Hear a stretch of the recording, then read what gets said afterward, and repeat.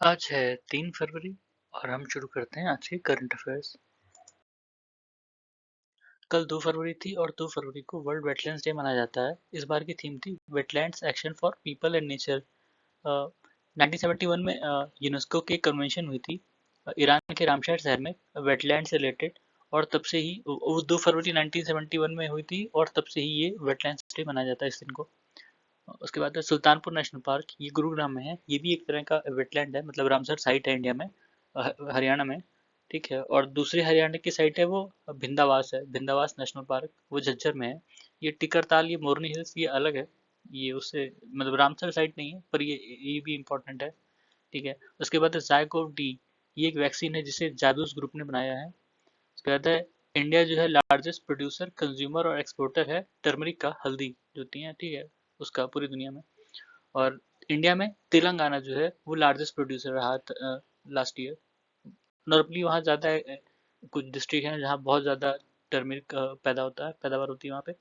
उसके बाद है ओलंपिक वीथी या ओलंपिक बोलवार्ड, ये दिल्ली में बनाया जाएगा। इसमें जो ओलंपिक चैंपियंस हैं उनकी मूर्तियाँ लगेंगी, जैसे अपने नीरज चोपड़ा और पीवी सिंधु जी हैं, इन लोगों की मूर्तियाँ लगेंगी। कल दो नए रामसर साइट डिक्लेयर हुए इंडिया में। खिजादिया वाइल्ड लाइफ सेंचुरी, ये जामनगर गुजरात में है, और दूसरा बखीरा वाइल्ड लाइफ सेंचुरी, ये संत कबीर नगर डिस्ट्रिक्ट यूपी में है। और इंडिया में साउथ एशिया में सबसे ज़्यादा रामसर साइट्स हैं, ठीक है, साउथ एशिया में। और अगर एशिया का देखा जाए तो सबसे ज़्यादा एशिया में चाइना में है। ठीक है। उसके बाद जापान में, फिर इंडिया में, मतलब इंडिया थर्ड नंबर में अगर एशिया का लिया जाए। और वर्ल्ड में तो काफ़ी पीछे होगा, क्योंकि वर्ल्ड में सबसे ज़्यादा मैक्सिको में है। ठीक है। और इंडिया में सबसे ज़्यादा यूपी में है। ठीक है, 10 साइट है। पंजाब में 6 साइट है। और गुजरात में 4, मतलब 1 2 3 यही है इंडिया में। और इस साल भी जैसे गुजरात में डिक्लेयर हुआ है, उसके पहले 3 और थे गुजरात में, नाल सरोवर, थोल और वाधवाना। यूपी में इस साल भी डिक्लेयर हुआ है, अब जैसे अभी बखीरा है। और लास्ट ईयर भी एक डिक्लेयर हुआ था, हैदरपुर वेटलैंड्स, बिजनौर में पड़ता है। उसके पहले 6 डिक्लेयर हुए थे। ठीक है। नवाबगंज, पार्वती, समन, समसपुर, सांडी, सरसई नवर, सुर सरोवर। ठीक है। और जो सबसे पहला था अपर गंगा रिवर। ठीक है। इंडिया यूपी में 10 साइट हैं और पंजाब में 6 हैं। हरिके, कांजी, केशोपुर, नंगल, रोपर, ब्यास। ठीक है, तो आप इनको ध्यान रखिएगा, एग्जाम में पूछ सकते हैं। उसके बाद ओपेक प्लस कंट्रीज।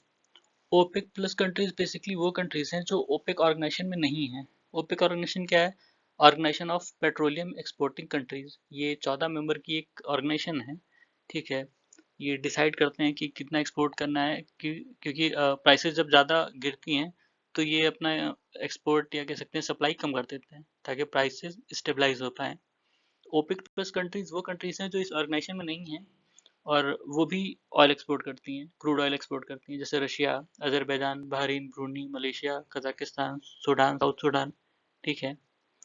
और ये कंट्रीज ग्लोबल ऑयल का 40% सप्लाई करती हैं एक तरह से। ठीक है। तो ओपेक प्लस और ओपेक दोनों ही इंपॉर्टेंट हैं क्रूड ऑयल के पर्सपेक्टिव से। फिर है देश स्टैक ई पोर्टल। इसमें देश का मतलब है digital ecosystem for skill and livelihood या लाइवलीहुड। ठीक है। ये एक तरह का ऑनलाइन स्किलिंग प्रोग्राम है जिसमें कोई अपनी स्किल अपग्रेड करना चाहे या फिर से स्किल लेना चाहे तो ले सकता है ऑनलाइन। ठीक है। उसके बाद क्लैप कैंपेन, ये आंध्र प्रदेश में लॉन्च हुआ। क्लैप का मतलब है क्लीन आंध्र प्रदेश। ठीक है। उसके बाद पीएम डिवाइन स्कीम है एक, इसका मतलब है PM development initiative for north east region. ठीक है। ये एक तरह के वहाँ जो भी इंफ्रास्ट्रक्चर डेवलपमेंट रिलेटेड कार्य हैं वो उससे रिलेटेड है। फिर बैम्बू लिंक रोड, ये मिजोरम है। मिजोरम में सबसे ज़्यादा बैम्बूज भी हैं, शायद अभी हमने पढ़ा था उसमें फॉरेस्ट सर्वे में, या इंक्रीमेंट था, ऐसा कुछ था। मिजोरम में काफ़ी हैं। ठीक है। उसके बाद हाइड्रोजन ब्लेंडेड नेचुरल गैस, ये एक तरह का पायलट प्रोजेक्ट है, गेल ने स्टार्ट किया इंदौर में। गेल मतलब gas authority of India limited. ठीक है। उसके बाद है जमुईदीन, ये सी लॉक है। सी लॉक वो होता है कि जो पोर्ट होते हैं, पोर्ट के आसपास जो पानी होता है वो कभी कम कभी ज़्यादा होता है, मतलब किसी नाव को थोड़ा ज़्यादा ऊपर रहना पड़ता है, किसी नाव को थोड़ा कम। ठीक है। तो उसको बैलेंस करने के लिए वहाँ लॉक बनाए जाते हैं, वहाँ उसमें पानी छोड़ा जाता है और निकाला जाता है कि वो जो लेवल है वो ऊपर नीचे हो पाए। ठीक है, ये सबसे बड़ा लॉक वहाँ बना है नीदरलैंड्स में। ठीक है, 500 मीटर का बता रहे हैं, मतलब काफ़ी बड़ा उस हिसाब से। ठीक है, तो ये थे आज के करंट अफेयर्स। सुनने के लिए धन्यवाद।